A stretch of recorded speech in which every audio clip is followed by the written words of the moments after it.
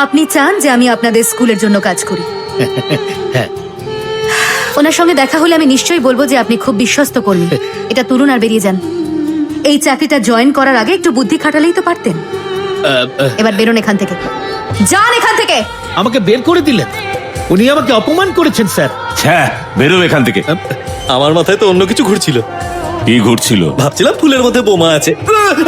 তুই কি আমাকে টেররিস্ট ভেবেছিস নাকি?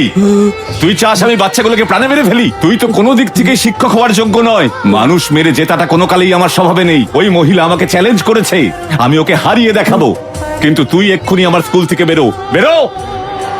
আমার কাছে আরেকটা আইডিয়া ছিল স্যার। বল।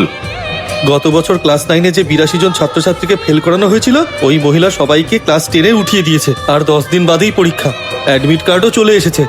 আমরা যদি ওই মহিলার বিরুদ্ধে মামলা ঠুকে দিই তাহলে ওকে ভালোই ফাঁসানো যাবে। কথাটা তো ঠিকই বলেছিস, আইডিয়া ভালোই।